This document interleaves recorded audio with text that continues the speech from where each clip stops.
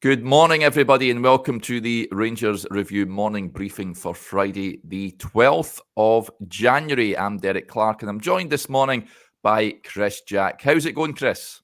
It's slightly colder where I am than where Joshua is this morning. He's an interesting morning already. Some good content on its way. So we are very much holding the fort back at base there. Well, Josh is off enjoying himself, but I say plenty to look forward to. And the good thing, Rangers are back tomorrow, so that's the most important thing. Yeah, absolutely cannot wait. I know it's a closed doors friendly, but it is going to be on Rangers TV and is available to watch for free on Rangers YouTube channel. It's 56 incoming, it says, so I cannot wait for that. As Chris says, folks, have been busy at Rangers Review Towers back home and also over there in La Manga. An early start for Joshua. We've got an exclusive interview with Connor Goldson coming your way, so one to keep an eye on. Both on the website and on the YouTube channel. We've got James Tavernier coming up as well at some point over the course of the weekend.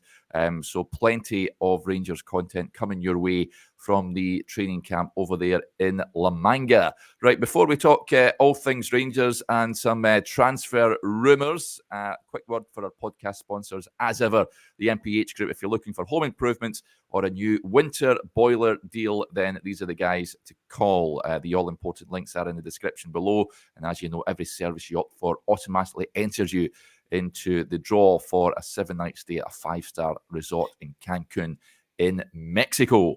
One name, well, there's been a host of names already linked with the club, Chris. One name that came from left field yesterday was that of the South African midfielder Tashreeq Matthews, 23-year-old lad who plays for Sirius over there in Sweden in the top flight. It was formerly on the books, incidentally, of Borussia Dortmund.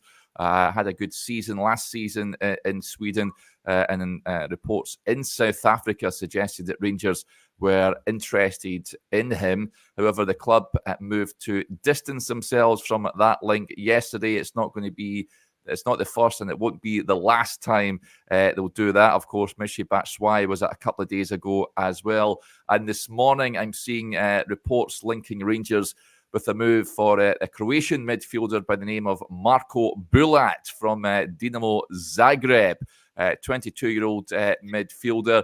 Apparently, Rangers are said to have checked out his situation with his club over there in Croatia.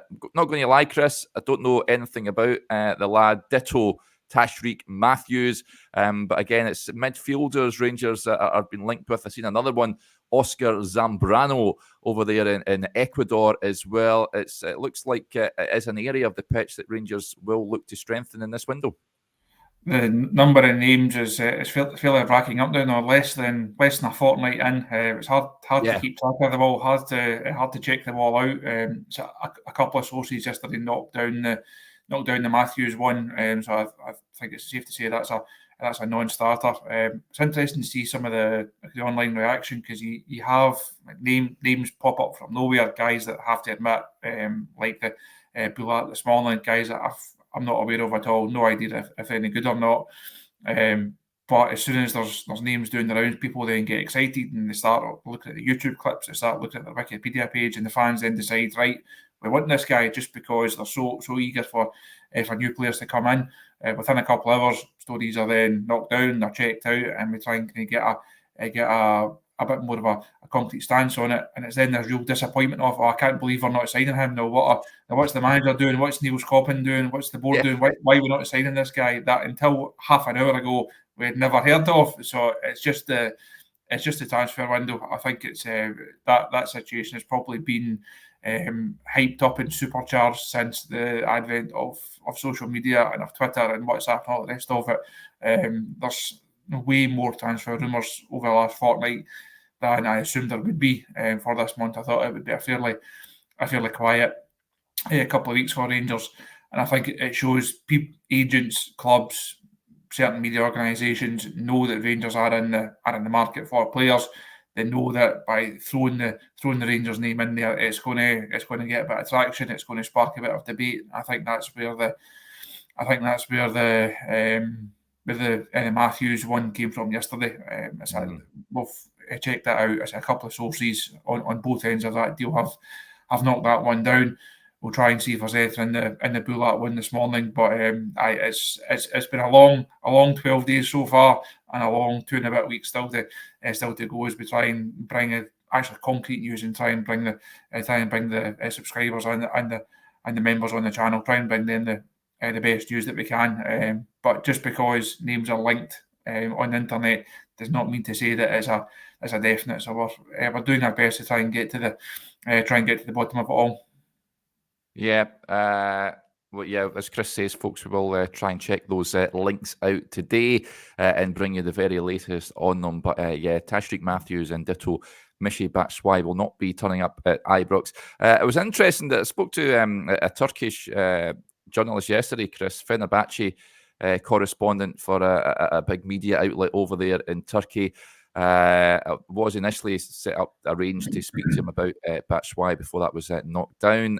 Also asked him about Ryan Kent and Redvan Yilmaz. He says that Galatasaray have some serious interest in Redvan, but he's not sure whether he would make that switch because he's a Besiktas lad, and it would be a big move for him going to Galatasaray after being brought up as a Besiktas player.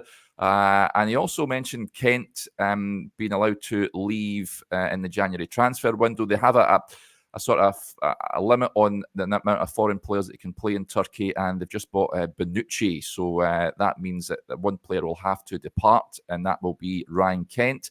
He doesn't want to leave, but his preference is a move either back to the English Premier League or the Scottish Premiership, we were told.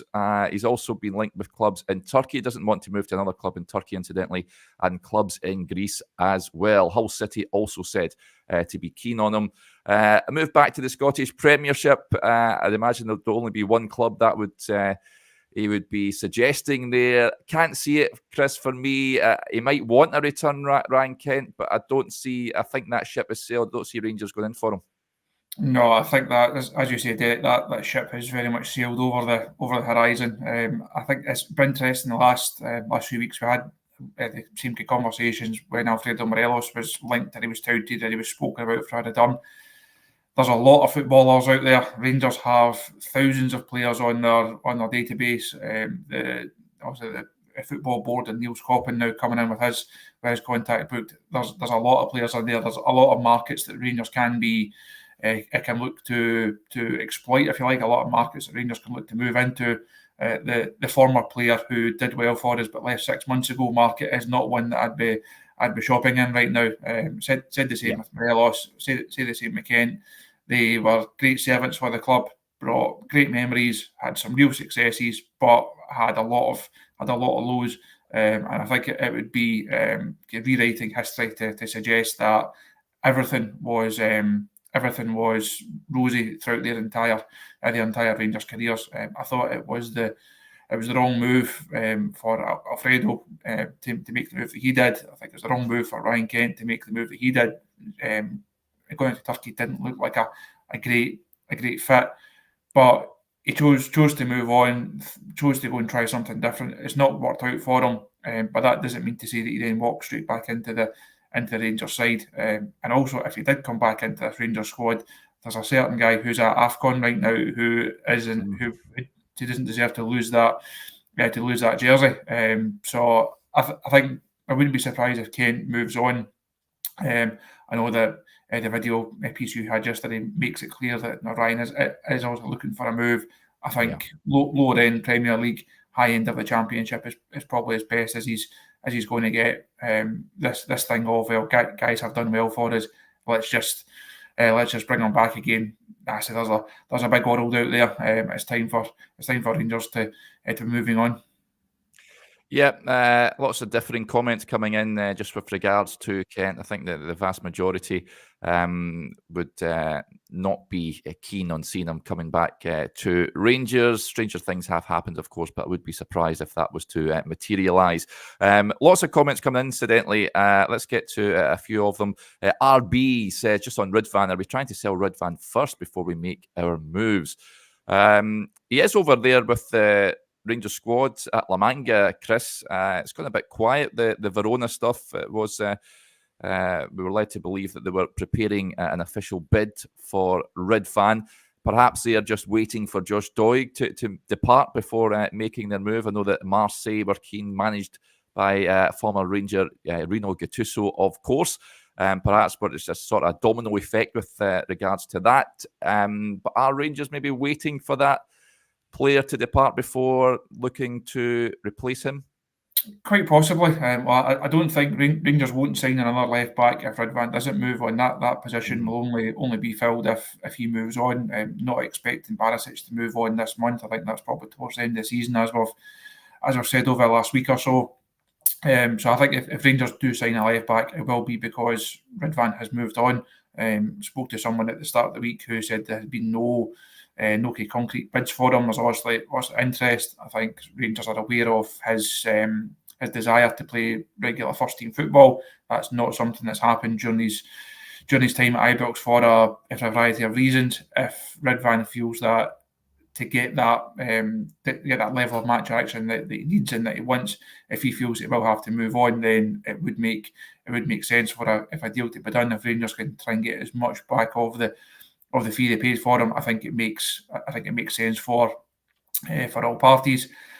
As the Rangers won't move for the left back until or if he moves on. But as you outlined there, Derek, a lot of these deals are domino effect ones. So teams don't need left backs unless they sell one. So at some point, a move has to fall into place, and that also then moves down the food chain. I don't think it's a case of Rangers needing to offload Redvan to then go and strengthen another area of the side.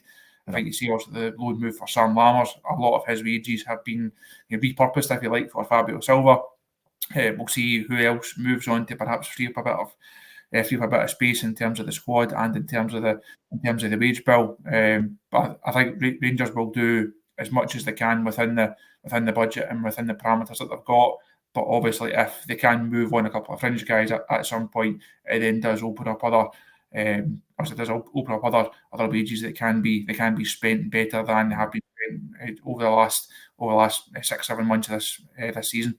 Yeah, good question to come in there, buddy. Jamie Ralston with the point here, and a few comments coming in with regards to this. Any update on Dill, lads, with him not being in Spain with the squad?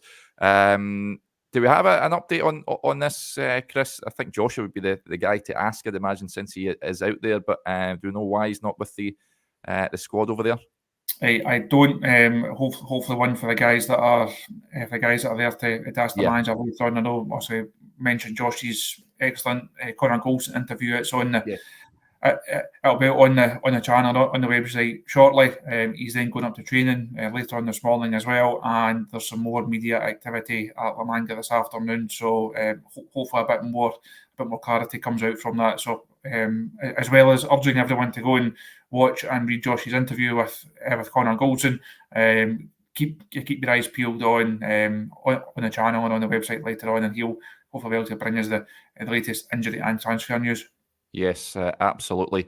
Let's get to another point that came in. Interesting one. This one hasn't been shot down as yet, but a noise, I think, earlier on in the week, in the tail end of last week, with regards to Nottingham Forest's Scott McKenna. Alan Wright says, morning from sunny Tenerife, just rubbing it in there. Was there any truth in the Scott McKenna link?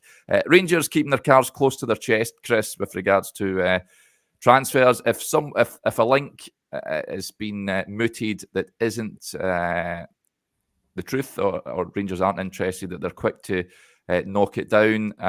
Players that they haven't knocked down as yet, there is a little handful of them. Scott McKenna being one. We were led to believe that the club were interested in him. He is looking for regular game time from Forest. He's been frozen out there at the City Ground. And of course, with the Euros coming up in the summer, he has to be playing games to be part of that Scotland squad in Germany. I think this is one just to keep an eye on, Chris. I would say I can't imagine them being short of offers. I don't think it's a priority area of the pitch for Rangers. Central defence, they have the best defensive record in the league. I would listen. I think he's a decent enough player, but I wouldn't be overly upset if Rangers don't bring him in this window. No, I think if he goes and signs for a Championship club on loan, I think I wouldn't be losing much. I wouldn't be losing any sleep over it. He's done well since he went down south. He's done well for Scotland over the last few years.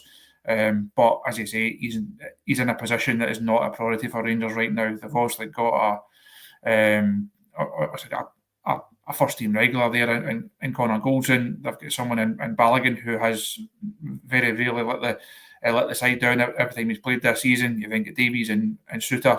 I think if it's going to be another centre half coming in, it means a centre half is going to leave. There's no point in carrying another one when you already have Leon King, who can provide backup in very, very worst case scenario. Like I said, Goldson or Suter or Davies or Balogun, if it would take 2 or 3 of them to pick up an injury for Rangers then even consider moving for another centre half. I think they're well covered in that area of the pitch. An area I would like to see them perhaps try and address during the summer, but for the second half of the season, it's a case of do as much as you can to try and strengthen key areas, priority areas, to then get us through to the end of the season, try and also be successful. As far as I'm aware, centre half is not one of those positions that the manager outlined. He identified striker and wide right as the 2 main priorities, and then left back also depending what happens on the Redvan situation. So I don't see centre half being an area that Rangers will look to strengthen unless something bizarre happens. But as far as I'm aware, that's not something that the manager is working towards. Yeah. Didn't Life says just on Balogun after his sending off at Parkhead, he's got another 2-game ban to go, lads. No, just the 1 game.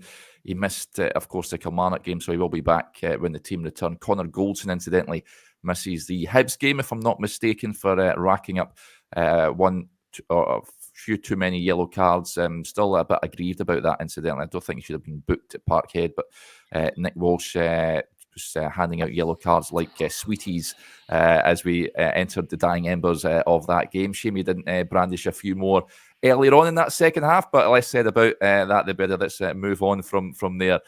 Big Handsome says, nice comment here, says, by the way, Rangers review team, fantastic creative content being created when not much is happening in the world of Rangers transfers. Thank you very much for your kind words, buddy. Yep, it's as we're sort of trying to get creative and bring you different bits of content, of course. Incidentally, the video I did with the Alaves journalist was on the website, on the YouTube channel this morning at 9. Folks got an update on how Ianis is doing over there at Alaves.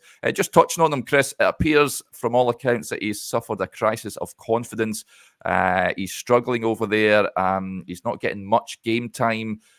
I don't think that move is going to be a permanent one. We've discussed Ianis before. I think I'm intrigued to see what Philip Clement could do with him, I've got to say. However, I just don't think he is the same player. I don't think he was in form before his knee injury, but I don't think his Rangers days, I think they are numbered, if I've got to admit. I think if he has a good Euros with Romania, that could be a good thing for Rangers. It bums up his valuation, and they could get a decent fee for him. But by all accounts, not doing that well over there at Alaves. No, that injury that he suffered has really set back his career. He's a player I've always liked. He's a guy I've always liked. Someone that's always been really interesting to speak to. Clearly, hugely invested in the game and personal improvement. He's a real student of the game. But that injury, spending that length of time out, having to go through all the rehab and then come back, it's just really set him back a long time. He missed out on some great nights, also during that time. And the move over there doesn't sound as if it's had the desired impact. No. You look at some of the guys who have played in that number 10 position, also one of whom is now back in Holland. Would Ianis have contributed more than Sam Lammers? I think so, yes. I think if Rangers could have, also it depends on fitness and sharpness and that type. I think it was a long road back for him. You just wonder if they had given him a bit more game time when possible, if they decided to put a bit more faith in him rather than going down the Lammers route, would he have been able to offer more? I think he would have done. but it now looks like he's heading towards the end of his Rangers career. It's hard to see how he, having come off the back of what has been a fairly low-key loan spell so far, he's not exactly saying to the manager, I deserve to be your number 10 next season. And as you mentioned, Derek, I think if he could go and have a good Euros, put in a couple of good performances, that would be a good thing for him, obviously, help rebuild some of that confidence. I think that would be a good thing for Rangers because it helps to re-establish his value in the market. He's not someone, I think at a time, he potentially looked like the profile of player who Rangers could have made a bit of money on if he had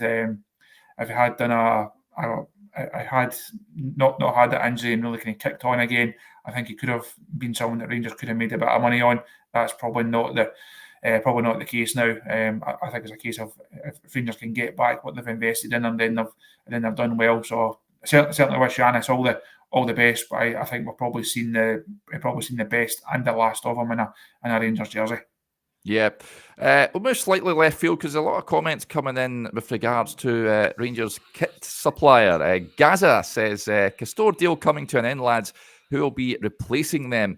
Is it the summer or is it next year, Chris? I'm not entirely sure. I've seen conflicting reports that it was a 5-year deal they signed back in 2020. I've seen other reports suggesting it runs out in the summer. Castore, of course, they had teething problems, it's fair to say, to begin with. I've not heard much lately, I've got to say. Let us know in the comments. But Rangers will be looking to, if it does end in the summer, be looking for a new kit deal, whether that's with Castore or someone else. Who knows? I know that they've had deals with Newcastle and Villa down south that haven't gone entirely smoothly, and I think Villa and Newcastle are getting different kit suppliers going forward. What's your feeling on Castore? I guess it's something that James Bisgrove will be looking to maximise revenue with regards to that department. What's your feeling on the kit situation? Would you like to see another brand being adorned on the Rangers jersey? From memory, it was a 5-year deal, was it not? Yeah. I think it's 25 million over 5 years. I think it was. So that would obviously then take us into 2025. As you outlined there, Derek, we had some teething problems. I think is putting it lightly at the start, and there's been issues. I think throughout the course of that, there's been leaks, there's been stock issues, there's been quality issues. It does seem to be that the quality issues have get diminished over the last couple of seasons, thankfully. I think the outcry at the start of that deal really told its own story. I think Castore caught on the back foot by just the demand, the size of the Rangers support. They really shouldn't have been, but I think they were. The Rangers merchandise saga has also taken a few more twists and turns since then. I think if the Castore deal has done anything for Rangers, it's normalised that kind of merchandise revenue stream once again. It's given Rangers a more solid base because obviously so many years of court cases and also the Sports Direct situation. It wasn't good for the club. It certainly wasn't good for the fans. Also a number of them made the decision to boycott and withhold their money and not put their money into the club, which I think was the right thing to do, and I think ultimately it proved to be the right thing to do. Thankfully, that seems to be behind us. We seem to be over that, and I think the Castore deal, whether it then leads to a better deal from them in terms of more finance and a better product range, or whether it leads Rangers to go into the market and go to Adidas or go to Nike or go to someone else.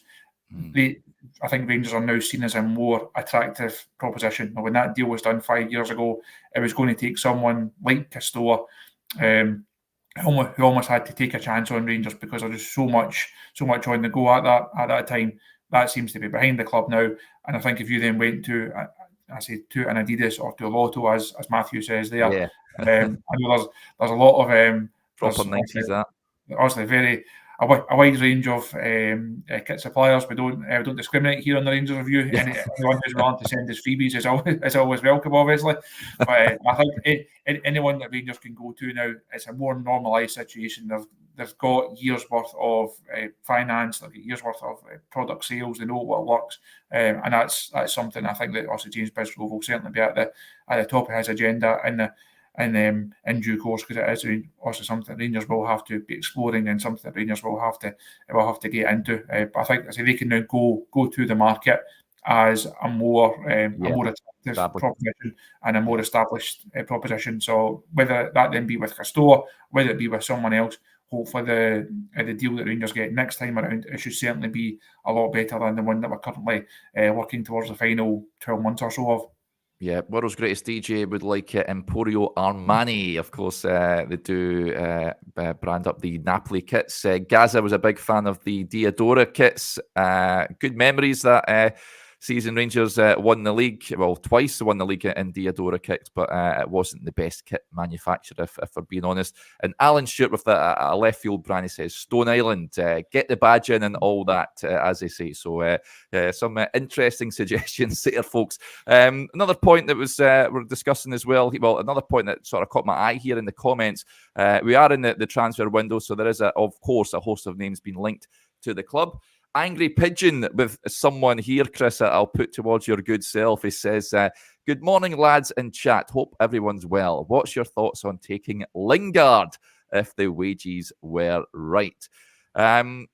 Decent enough player. I would be amazed if he was to end up at Ibrox, Chris. No, he did well initially at Manchester United, had a good spell at West Ham, of course. Also, he's at Forest. He's still at Forest at this moment in time. I think, still at Nottingham Forest. So, he's had a number of different loans. It'll be interesting to see if where he will move on to. But at Rangers, would you be opposed to seeing Jesse Lingard pitch up? If there's a section of the Rangers support and the Rangers dads that don't like Todd Cantwell's social media output, I hate to imagine what they'll make of Jesse Lingard. Or whatever it is. I hate to imagine what they'll think of Jesse Lingard when he rocks up. No, I don't think that's one that Rangers should be pursuing. I think that obviously Angry Pigeon there mentions the wages. That would be a huge stumbling block. I don't think he would fit into Rangers. I think he would then fit into Rangers' wage structure. Also not convinced he'd be the type of guy that you go and put your faith in. I know, did he not tout himself for, last week he was touting himself for Barcelona. He was trying to get himself a move. I'm sure I saw something earlier on the week about Paul Scholes having a dig at him on Instagram or something as well. Yeah. So without a club apparently. So I've not kept track of what his latest movements are, but if he's tipping himself to move to Barcelona, then I don't think he's the sort of player for us. Jordy says that as well. Says, ain't he aiming for Barca?